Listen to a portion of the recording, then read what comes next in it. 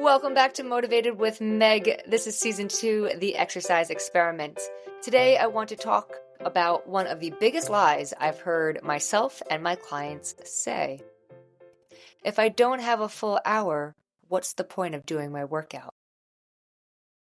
Have you ever thought this? Has this thought ever stopped you from exercising and doing the thing you plan to do? Maybe it wasn't even a workout. I used to think this way too. I'd get stuck in this all or nothing mindset that if I couldn't do 60 minutes, why bother? This mindset, which was largely a part of my definition around movement and exercise, was that it had to be 60 minutes. That stuck with me and affected me for a long, long time. Every gym up until that point in my life that I'd ever gone to that offered workout classes or any workout video I ever tried, they were always 60 minutes long.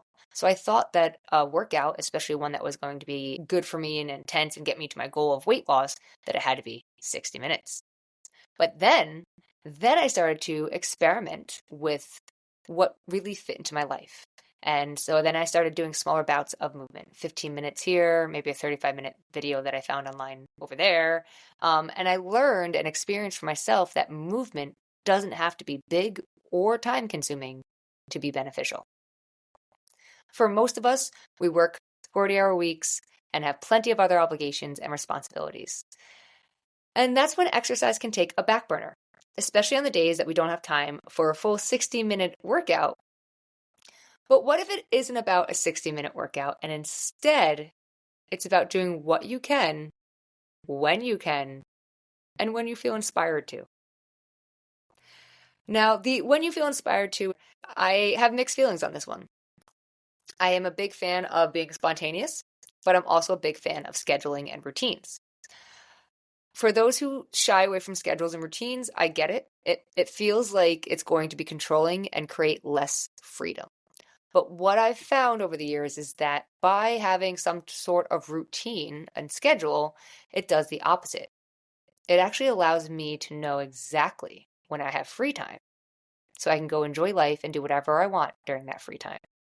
And scheduling in anything else, whether it was a workout, my job, grocery shopping, it just helped me, again, get the things that matter to me, my priorities straight and in order, and understand when they were going to get done in my day-to-day life.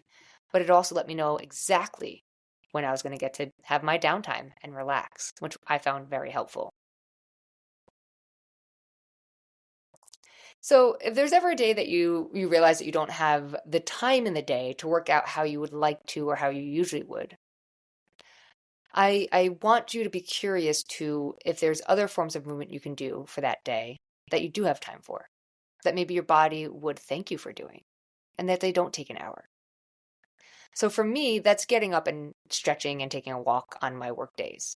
Because for me, most days I sit at a desk in front of a computer. And that means a lot of sitting. That's something that's happening for my hips and my low back. A lot of repetitive motion on my wrist and rounding of my shoulders. And so taking a few minutes to stand up and stretch and or go for a walk each day, it's really important. And I say each day, not because you can't skip a day, but because consistency is key. And it's going to have major benefits over the long term for my health if I can stay consistent with it.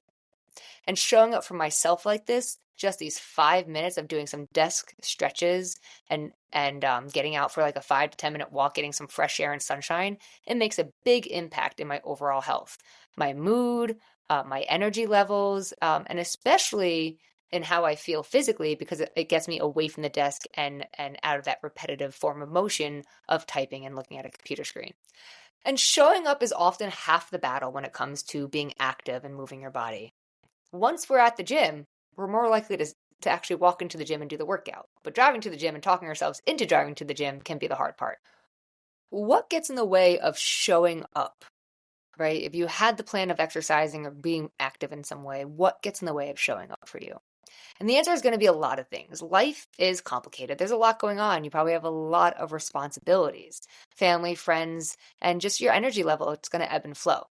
But the main thing that usually stops us and gets in our way is our definition of exercise and movement, and or the stories in our mind that we create around movement and exercise. So when it has to be 60 minutes and you're busy or exhausted, it's easier to say, no, I just won't do anything today, or to push yourself and go do the workout. And there's not a right or wrong answer necessarily here. I'm all for pushing ourselves, and that might feel amazing, but sometimes that can lead to an injury. And so it's good to just listen to your body and what you truly need in that moment and recognize, is that what you truly need, or is that a story you're telling yourself? One of the biggest reasons I hear people say they don't get active in their day-to-day life is that they don't have the time. But then they find themselves on their phone doom scrolling Instagram for 20 minutes. And then they also find themselves in a low mood after doing just that. And that's where 5 minutes of exercise and experimenting with it can come in. So I remember one day when I was completely exhausted, and the last thing I wanted to do was move. And I'd just gone off of a really long shift at work. I was coming home, and I had this plan to go for a bike ride. But I was in my head about it, going back and forth about whether I wanted to go or not, and if I should, and I didn't have all that much time. Like, did I have enough time to get... And so, I just told myself, okay, just 5 minutes. And I put on a song, I got on my bike, and I hit the ground. And I just went. And the next thing I knew, it was like 45 minutes later, and I was riding back up towards my front door, and I felt amazing. I didn't force myself to do 45 minutes of a bike ride. I naturally wanted to keep going. Somewhere in those first 5 minutes that I'd promised myself, hey, all you have to do is 5, and then if you don't want to keep going, you can stop. Somewhere in those first 5 minutes, my mood, my attitude, it changed, and I was able to find joy in movement instead of obligation. And that's the magic of movement. That our bodies can do it and we're capable of it, but that even as little as 5 minutes, or even less if we're being honest, it can shift your mood, your energy, and your mindset pretty quickly. And this can lead to naturally pushing yourself to move and exercise without the guilt trip, with some fun and joy, maybe even a smile on your face.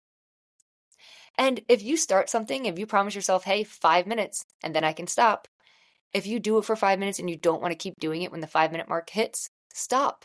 Honor that promise to yourself. So 5 minutes is all you really need to decide, hey, do I want to keep doing this or not? And if the answer is, I don't, just take a second and ask yourself if the reason you don't want to do it is a story in your head, or it's because you truly don't want to do it. And if you don't think 5 minutes is enough, I dare you to try holding a plank for 5 minutes. You may notice that your perspective changes really fast. So the challenge is move your body for just 5 minutes a day, then decide if you want to continue. No pressure, no expectations, just see what happens. And this could be the exercise experiment of the week, which is linked below, or it could be something else. It could be as simple as choosing 5 exercises and doing each one for 1 minute and seeing how it feels. Let me know what you try and how it felt to commit to only 5 minutes. Did you keep going or did you stop? Until next time, keep experimenting, and remember, you can only start from where you are.